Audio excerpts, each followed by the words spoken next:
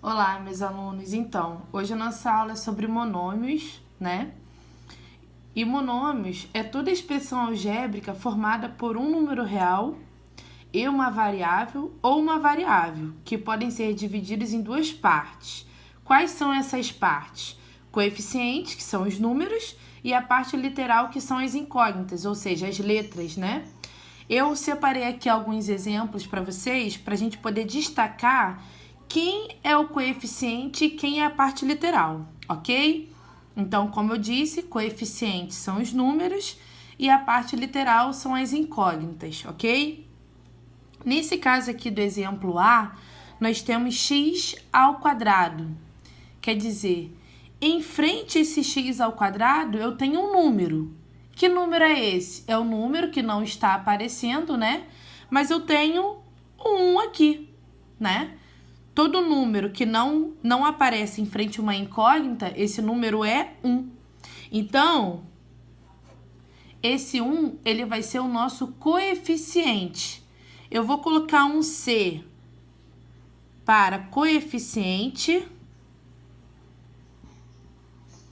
ok? E o PL para a parte literal. Então, vamos seguir assim, tá? Então, nesse primeiro exemplo aqui, o coeficiente está sendo quem? 1. E a parte literal está sendo quem? X ao quadrado. Ok? No segundo exemplo, eu tenho menos 2y ao quadrado. O coeficiente é o menos 2, porque é o número que está à frente da incógnita, tá? E essa incógnita aqui é a parte literal. Exemplo C. 4xy ao cubo z dividido por 3.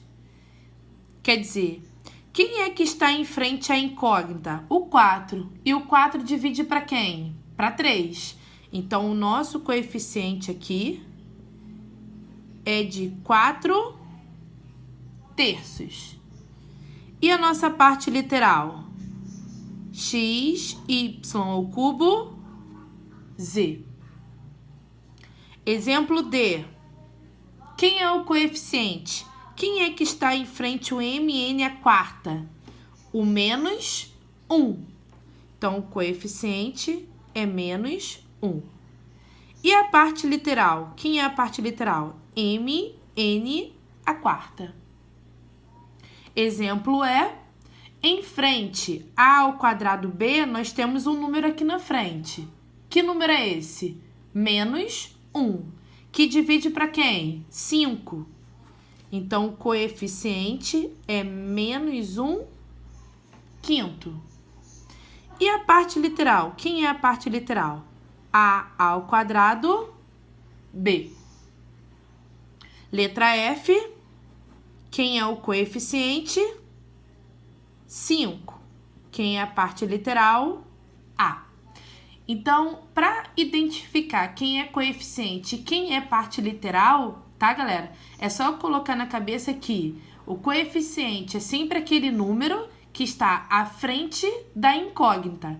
E a parte literal é a incógnita, ou seja, todas as letras que apresentam no monômio, ok? Vamos agora entender sobre monômios semelhantes e não semelhantes. Então, galera, os monômios semelhantes são aqueles que têm a mesma parte literal, ou seja, tem todas as letrinhas iguais, ou as incógnitas iguais, né? O que vocês acharem melhor, tá bom? Então, aqui nos monômios semelhantes, eu tenho 5x e menos x. Quer dizer que, quais são as letrinhas que são iguais? X e x. Se as incógnitas, elas são iguais, então são monômios semelhantes, ok? Não importa os números que estão à frente da incógnita, né? No caso, os coeficientes não importam. O que importa pra gente é o seguinte, são as partes literais, ok? No exemplo abaixo, eu tenho x ao quadrado y e x ao quadrado y.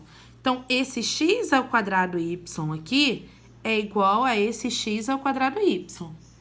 Por mais que desse daqui seja menos 3/7 e daqui seja 11, eles são o quê? São semelhantes, ok?